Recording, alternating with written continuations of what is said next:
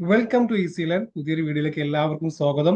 അപ്പൊ നമ്മുടെ ഒരുപാട് കാലത്ത് കാത്തിരിപ്പിന് ശേഷം നമ്മുടെ CUT PG 2026 റിസൾട്ട് പബ്ലിഷ് ചെയ്തിരിക്കുകയാണ്. അപ്പം കൂടുതൽ പേരും ഡൗട്ട്സ് അയ്യണം, ഇനി എന്താ ചെയ്യേണ്ടത്, ഇതിലൂടെ കഴിഞ്ഞോ, അങ്ങനെ ഒരുപാട് ഡൗട്ട്സുകൾ ഉണ്ടാവും. ആ ഡൗട്ട്സുകൾക്കുള്ള ആൻസർ ആയിട്ടാണ് നമ്മൾ ഇന്നത്തെ ഈ ഒരു വീഡിയോയിൽ വന്നിരിക്കുന്നത്.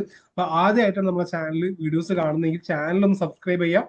ദെൻ നിങ്ങൾക്ക് ഇഷ്ടപ്പെട്ട ലൈക്ക് ചെയ്യുക, നിങ്ങളുടെ ഫ്രണ്ട്സിലേക്കൊക്കെ ഷെയർ ചെയ്യുക. Okay. So first of all നമുക്കറിയാം, ഇന്ത്യയിൽ തന്നെ ഇപ്പൊ നടക്കുന്ന എക്സാമുകളിൽ ഒരു വലിയ പ്രധാനപ്പെട്ട എക്സാം ആണെന്ത് CUT PG എന്ന് പറയുന്നത്. രാജ്യത്തെ വരുന്ന 45-ലധികം വരുന്ന സെൻട്രൽ യൂണിവേഴ്സിറ്റികളിലേക്കും 20 സ്റ്റേറ്റ് യൂണിവേഴ്സിറ്റികളിലേക്ക്, 40ഓളം സ്റ്റേറ്റ് യൂണിവേഴ്സിറ്റികളിലേക്കും അതിലധികം ഗവൺമെന്റ് അല്ലെങ്കിൽ അതർ ഇൻസ്റ്റിറ്റ്യൂഷൻസുകളിലേക്കൊക്കെ ഒരു 100-ൽ അധികം സ്ഥാപനങ്ങളിലേക്ക് നടത്തുന്ന ഒരു കോമൺ എൻട്രൻസ് എക്സാമിനേഷൻ ആണ് എന്ത് CUT PG എന്ന് പറയുന്നത്. ഈ വർഷം 4,11,366 പേരാണ് എക്സാം അപ്ലൈ ചെയ്തിട്ടുള്ളത്. 85ഓളം വിഷയങ്ങളിലായിട്ട് അല്ലെങ്കിൽ 150ഓളം യൂണിവേഴ്സിറ്റികളിലേക്ക് 80ഓളം വിഷയങ്ങളിലേക്കായിട്ട് നടന്ന എക്സാമിൽ ടോട്ടൽ 4,11,366 പേര് അപ്ലൈ ചെയ്തിട്ടുണ്ടായിരുന്നു. ദെൻ എക്സാം എഴുതിയത് 3,45,220 പേര് മാത്രമാണ് എക്സാം എഴുതിയത്. ഓക്കെ. അപ്പം ഇത്രയും ആളുകൾക്ക് റിസൾട്ട് വന്നു കഴിഞ്ഞു. ഓരോരുത്തരും അവരുടേതായ രീതിയിലുള്ള ഇഷ്ടപ്പെട്ട കോഴ്സുകളേക്കാരം ഒരുപക്ഷെ ഒരു കോഴ്സിൽ അധികം കോഴ്സുകൾ എടുത്ത് അതിലൊക്കെ എക്സാം ചെയ്ത ആളുകളുണ്ടാവും. സോ അവർക്ക് ഇപ്പം എല്ലാവർക്കും ഡൗട്ട്സ് ആണ് എന്ത് ഇനി എന്താ ചെയ്യേണ്ടത്. ബേസിക്കലി നമ്മൾ മനസ്സിലാക്കേണ്ട കാര്യം, CUT PG എന്ന് പറയുന്ന 2 സ്റ്റെപ്സ് ആണ് അതിന്റെ പ്രോസസ്സ് നടക്കുന്നത്. ആദ്യത്തെ സ്റ്റെപ്പ് എന്ന് പറഞ്ഞാൽ എക്സാം എഴുതുക എന്നുള്ളതാണ്.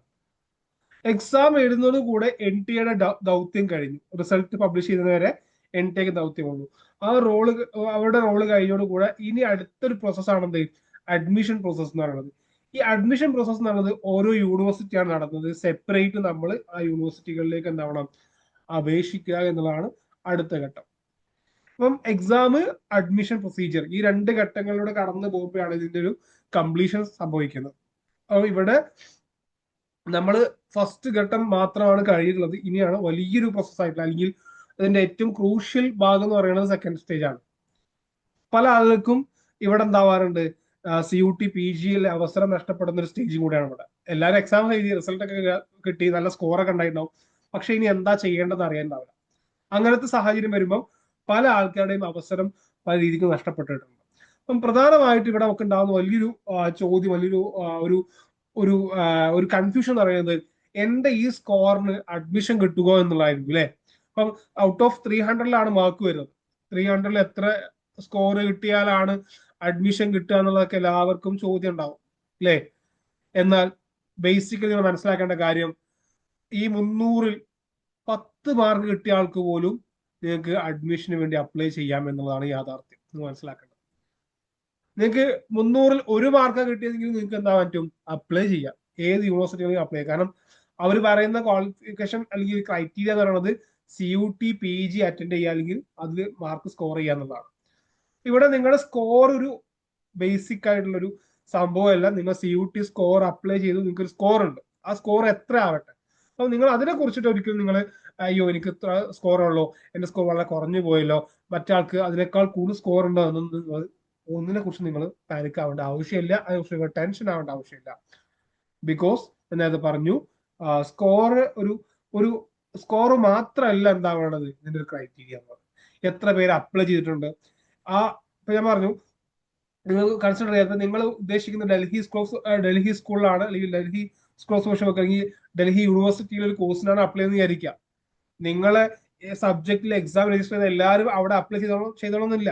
100 പേരാണ് അവിടേക്ക് അപ്ലൈ ചെയ്യുന്നതെങ്കിൽ അവരെ വെച്ചിട്ടായിരിക്കും അവരെന്താവുക, റാങ്ക് ലിസ്റ്റ് പബ്ലിഷ് ചെയ്യുക. എന്നിട്ട് അതിലേക്ക് അഡ്മിഷൻ കൊടുക്കുന്നത്. അപ്പം ഇനി അപ്ലൈ ചെയ്യുന്ന ആളുകളുടെ എണ്ണവും എന്താണ് നമ്മുടെ അഡ്മിഷനെ ബാധിക്കുന്ന ഒരു കാര്യം കൂടിയാണെന്നുള്ളത് ലിറ്ററലി അല്ലെങ്കിൽ നമ്മൾ മനസ്സിലാക്കേണ്ട ഒരു കാര്യമാണ്. ഓക്കെ.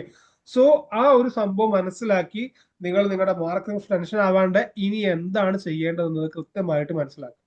അപ്പൊ ഇനി ഓരോ യൂണിവേഴ്സിറ്റികളും അവരുടെ അഡ്മിഷൻ പോർട്ടൽ ഓപ്പൺ ചെയ്യും. അവർക്ക് സെപ്പറേറ്റ് ഫീസ് ഉണ്ടാവും. ചില യൂണിവേഴ്സിറ്റി ഫീസ് ഉണ്ടാവില്ല. ചില യൂണിവേഴ്സിറ്റി നല്ല ഹൈ ഫീസ് ഉണ്ടാവും. 1,000 rupees ഒക്കെ വരുന്ന ഫീസ് യൂണിവേഴ്സിറ്റീസ് ഉണ്ട്. വളരെ ഫ്രീ ആയിട്ട് രജിസ്റ്റർ ചെയ്യാൻ പറ്റുന്ന യൂണിവേഴ്സിറ്റീസും ഉണ്ട്. അപ്പൊ നിങ്ങൾ ചെയ്യേണ്ടത് എന്താ വെച്ചാൽ, നെക്സ്റ്റ് സ്റ്റേജിൽ നിങ്ങൾ ചെയ്യേണ്ടത്, നിങ്ങൾക്ക് നിങ്ങളെ കോഴ്സ് പഠിക്കാൻ പറ്റുന്ന സോറി നിങ്ങൾ അപ്ലൈ ചെയ്യുക എന്നുള്ളതാണ് നമ്മൾ ചെയ്യേണ്ട ആദ്യത്തെ കാര്യം. ഏതൊക്കെ യൂണിവേഴ്സിറ്റികളാണോ നമുക്ക് ഓപ്പൺ ആകും അവിടെ നിങ്ങൾ അപ്ലൈ ചെയ്യുക. നിങ്ങൾ മാർക്ക് കുറവാണെന്ന് വെച്ചിട്ട് നിങ്ങൾ ഒരിക്കലും അത് സ്കിപ്പ് ചെയ്യാൻ പാടില്ല. നിങ്ങൾ ഈ വർഷം PG ചെയ്യാൻ ആഗ്രഹിക്കുന്ന ആളുകളാണെങ്കിൽ ഷുവറും നിങ്ങൾ നിർബന്ധമായിട്ടും നിങ്ങൾ ഈ വർഷം അപ്ലൈ ചെയ്തിരിക്കണം. സമർത്ഥ് പോർട്ടൽ എന്ന് പറയുന്ന പോർട്ടലുകൾ എല്ലാ യൂണിവേഴ്സിറ്റികളും ഉണ്ടാവും. വിത്തിൻ 1 വീക്ക് എല്ലാവരും ഇനി എന്തായാലും ഓപ്പൺ ആക്കും. ആ ഓപ്പൺ ആക്കുന്ന സമയത്ത് നിങ്ങൾ കാര്യമായിട്ട് എന്താക്കുക, നിങ്ങൾ അവിടെ പോയിട്ട് സെപ്പറേറ്റ് രജിസ്ട്രേഷൻ ചെയ്യുക, നിങ്ങളുടെ മാർക്ക് അപ്ലോഡ് ചെയ്യുക, കാര്യങ്ങൾ ചെയ്യുക. സോ ഇവിടെ നമ്മൾ ശ്രദ്ധിക്കേണ്ട കാര്യം, യൂണിവേഴ്സിറ്റി അപ്ലൈ ചെയ്യുമ്പോൾ പലരും വിചാരിക്കുന്നുണ്ടാവും നമുക്കൊക്കെ ഒരു സ്വപ്നമായിട്ടുള്ള ഒരു ഡ്രീം ആയിട്ടുള്ള യൂണിവേഴ്സിറ്റി ഉണ്ടാവും അല്ലെ.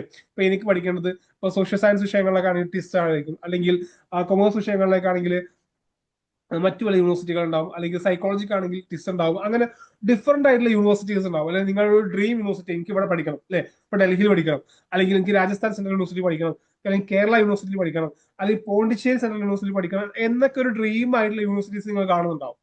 ഓക്കെ, അത് ഇവിടെ ലോട്ട് ഓഫ് യൂണിവേഴ്സിറ്റീസ് നമുക്ക് അവൈലബിൾ ആണ്, വേരിയസ് യൂണിവേഴ്സിറ്റീസ് അവൈലബിൾ ആണ്. അവിടെ നമ്മൾ ലിസ്റ്റ് ഔട്ട് ഉണ്ടാക്കുക, നമുക്ക് ഒരു ഡ്രീം യൂണിവേഴ്സിറ്റീസ് ആയിട്ട് ഒരു 1-2 യൂണിവേഴ്സിറ്റീസ് അല്ലേ. സ്വാഭാവികമായിട്ടും അവർക്ക് നല്ല മാർക്ക് പോയിട്ട് നല്ല കട്ട് ഓഫ് ആയി ഉണ്ടാവുക. സോ ദെൻ സെക്കൻഡ് ഒരു മോഡറേറ്റ്, അവന് അവിടെ കിട്ടിയില്ലെങ്കിൽ ഇവിടെ എന്ന രീതിയിൽ സെക്കൻഡ് ഓപ്ഷൻ. ദെൻ നമ്മുടെ സ്കോറിന് കിട്ടുന്ന സേഫ് ആയിട്ടുള്ള അത്യാവശ്യം ലോ ലെവലിലുള്ള ഒരു യൂണിവേഴ്സിറ്റീസ് ഉണ്ടാവും അല്ലെ. ഇപ്പൊ ആരെ അപേക്ഷിച്ച് കഴിഞ്ഞാലും കിട്ടുന്ന യൂണിവേഴ്സിറ്റീസ് ഒക്കെ ഉണ്ട്, ഏത് സ്കോറിനെ അപേക്ഷിച്ചാലും കിട്ടുന്ന യൂണിവേഴ്സിറ്റീസിനൊക്കെ ഉണ്ട്, അങ്ങനത്തെ യൂണിവേഴ്സിറ്റികളുണ്ടാവും. അപ്പൊ നമ്മൾ ഒരിക്കലും ഒറ്റ ഓപ്ഷനിൽ നിർത്തരുത് എനിക്ക് നിങ്ങളോട് പറയാനുള്ളത്. കാരണം ഇത് പറഞ്ഞല്ലോ, നമ്മുടെ മാർക്കോ നമ്മുടെ സ്കോർ മാത്രം ബേസ് ചെയ്തിട്ടില്ല, പല ഫാക്ടേഴ്സും അഡ്മിഷന് ഡിറ്റർമിൻ ചെയ്യുന്നുണ്ട്. സോ നമ്മൾ avoid depending on only one option, ഒറ്റ ഓപ്ഷൻ മാത്രമേ ചെയ്തു കഴിഞ്ഞാൽ അത് നമുക്ക് പല രീതിക്കും നമ്മളെ എഫക്ട് ചെയ്യാൻ ചാൻസ് ഉണ്ട്. സോ മൾട്ടിപ്പിൾ ഓപ്ഷൻസ് നിങ്ങൾ എന്തായാലും അപ്ലൈ ചെയ്യണം. മിനിമം ഒരു 3 യൂണിവേഴ്സിറ്റിക്ക് നിങ്ങൾ അപ്ലൈ ചെയ്തില്ല. ഓക്കെ, ഡിഫറെന്റ് ആയ യൂണിവേഴ്സിറ്റീസ് ഉണ്ട്. നിങ്ങൾക്കറിയാം നിങ്ങളുടെ കോഴ്സ് കൊടുക്കുന്ന ബെസ്റ്റ് യൂണിവേഴ്സിറ്റീസ് ഏതൊക്കെയാണ്, അതിന് മോഡറേറ്റ് ലെവൽ യൂണിവേഴ്സിറ്റീസ് ആണ്, ഒരു ലോ ലെവലിൽ ഉള്ള യൂണിവേഴ്സിറ്റീസ് ഒക്കെയാണ്. നിങ്ങൾക്ക് കൃത്യമായിട്ട് നിങ്ങൾക്ക് ധാരണ ഉണ്ടായിരിക്കും. ആ യൂണിവേഴ്സിറ്റികൾ ലിസ്റ്റ് ഔട്ട് ചെയ്ത് അതിൽ നിങ്ങൾ എന്താകുക, കൃത്യമായിട്ട് അപ്ലൈ ചെയ്യുക. ദെൻ അതിന്റെ കൗൺസിലിംഗ് പ്രോസസ് എന്ന് പറയുന്നത്, അഡ്മിഷൻ പ്രോസസ് നിങ്ങൾ അപ്ലൈ ചെയ്തു ഒരു 2 വീക്സ് ഒക്കെ സമയം എടുക്കും. അവരെന്താവും അതിന്റെ ഒരു റാങ്ക് ലിസ്റ്റ് പബ്ലിഷ് ചെയ്ത് അപ്ലൈ ചെയ്ത ആളുകളുടെ ഒരു മെറിറ്റ് ലിസ്റ്റ് ഉണ്ടാവും, പ്രൊവിഷണൽ റാങ്ക് ലിസ്റ്റ് ഉണ്ടാവും. മെറിറ്റ് ലിസ്റ്റ് അപ്ലൈ ചെയ്ത എല്ലാവരും എന്താവും അവര്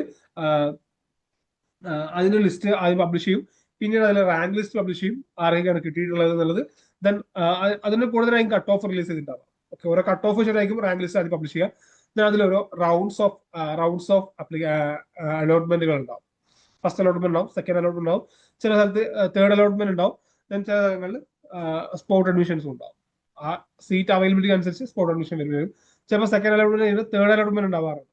ചില സെൻട്രൽ യൂണിവേഴ്സിറ്റികളൊക്കെ അപ്ലൈ ചെയ്യുന്ന എല്ലാവരും എടുക്കുന്ന യൂണിവേഴ്സിറ്റീസ് ഉണ്ട് കേട്ടോ. വളരെ കുറഞ്ഞ അപ്ലിക്കേഷൻസ് വരുന്ന ചില യൂണിവേഴ്സിറ്റീസും ഉണ്ട്.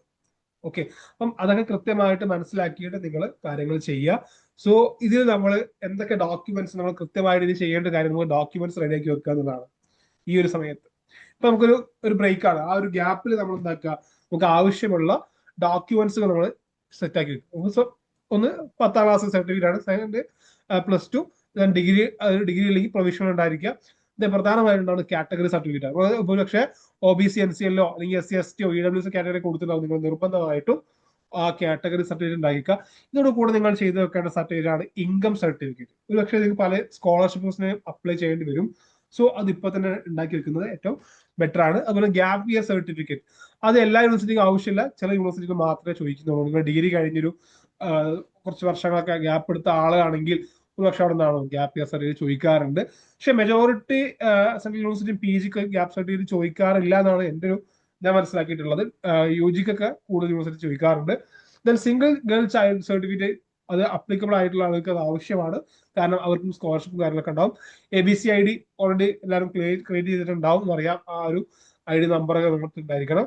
Aadhaar card, passport size photos ഉണ്ടായിരിക്കണം. മൈഗ്രേഷൻ സർട്ടിഫിക്കറ്റ്, നിങ്ങൾ ഒരു യൂണിവേഴ്സിറ്റി വേറെ യൂണിവേഴ്സിറ്റിക്ക് പോകുമ്പോൾ സ്വാഭാവികമായിട്ടും മൈഗ്രേഷൻ സർട്ടിഫിക്കറ്റ് ഉണ്ടാവും. അതൊക്കെ അപ്ലൈ ചെയ്യേണ്ട കാര്യങ്ങളൊക്കെ നിങ്ങൾക്ക് അന്വേഷിച്ചാൽ നമുക്ക് കൃത്യമായിട്ട് മനസ്സിലാക്കാൻ പറ്റും. അതുപോലെ TC ആൻഡ് CC, അതൊക്കെ ഒരു സ്ഥാപനത്തിൽ പഠിച്ച ആൾക്കാരാണെങ്കിൽ എന്താ പറയുക TC യും CC യും കാര്യങ്ങളൊക്കെ കിട്ടും. ഇത്രയും ഡോക്യുമെന്റ്സുകൾ നിങ്ങൾ സെറ്റ് ആക്കി വെക്കുക. ദെൻ സമർപ്പ് പോർട്ടൽ ഓരോ സമയത്തും ഓരോ യൂണിവേഴ്സിറ്റിയുടെ പോർട്ടൽ ഓപ്പൺ ആവും. ആ ഓപ്പൺ ആവുന്ന സമയത്ത് പോയിട്ട് നിങ്ങൾ എന്താക്കുക, അപ്ലൈ ചെയ്യുക. പ്രത്യേകം ശ്രദ്ധിക്കേണ്ടത്, നിങ്ങൾ യൂണിവേഴ്സിറ്റി സെലക്ട് ചെയ്യുമ്പോൾ നിങ്ങൾ ഏറ്റവും ഇഷ്ടപ്പെടുന്ന കോഴ്സ്, ആ കോഴ്സിന്റെ സിലബസ് കൃത്യമായിട്ട് ഫോളോ ചെയ്യുന്ന രീതിയിലുള്ള അപ്ഡേറ്റഡ് ആയിട്ടുള്ള സിലബസ് ഫോളോ ചെയ്യുന്ന യൂണിവേഴ്സിറ്റി ആണോ എന്ന് ഉറപ്പുവരുത്തുക. അവിടുത്തെ റിസർച്ച് ഫാക്കൽറ്റി പ്രൊഫൈൽസ് കൃത്യമായിട്ട് വാച്ച് ചെയ്യുക. ദെൻ അതുപോലെ തന്നെ അവിടുത്തെ ഫെസിലിറ്റീസ് കൃത്യമായിട്ട് അനലൈസ് ചെയ്യുക. അതുപോലെ തന്നെ അലുമിനീസിന്റെ ഫീഡ്ബാക്ക് എടുക്കുക. എന്നിട്ട് മാത്രം നിങ്ങൾ എന്താക്കുക, നിങ്ങളുടെ യൂണിവേഴ്സിറ്റി പ്രിപ്പറേഷൻ ഒരു പ്രിഫറൻസ് ലിസ്റ്റ് നിങ്ങൾ പ്രിപ്പയർ ചെയ്യുക. അതിനനുസരിച്ച് നിങ്ങൾ അപ്ലൈ ചെയ്യുക. All the best. നിങ്ങൾക്ക് കൃത്യമായിട്ട് കാര്യങ്ങൾ മനസ്സിലാക്കുക. അതിൽ നിങ്ങൾക്ക് ഡൗട്ട്സ് ഉണ്ടെങ്കിൽ നമ്പറിൽ നിങ്ങൾക്ക് കോൺടാക്ട് ചെയ്യാൻ പറ്റും. അതുപോലെ തന്നെ നിങ്ങൾക്ക് എന്തെങ്കിലും ഡൗട്ട്സുകൾ ഉണ്ടെങ്കിൽ കമന്റ് ബോക്സിൽ ഇതാക്കാം, കമന്റ് ചെയ്യുക. ഞാൻ അതിന്റെ കൃത്യമായിട്ട് ആൻസർ നിങ്ങൾക്ക് പറയുന്നതായിരിക്കും. സോ നിങ്ങൾക്ക് കൃത്യമായിട്ടുള്ള അഡ്മിഷൻ പ്രൊസീജിയറുമായിട്ടുള്ള എല്ലാ സപ്പോർട്ടും ഫ്രീ ആയിട്ട് തന്നെ ഈസി ലേണിംഗ് നിങ്ങൾക്ക് പ്രൊവൈഡ് ചെയ്യുന്നതായിരിക്കും. അപ്പൊ നിങ്ങൾ കമന്റ് ബോക്സിൽ നിങ്ങളുടെ ഡൗട്ട്സുകൾ നിങ്ങൾ കമന്റ് ചെയ്യാം. Okay, all the best. Thank you.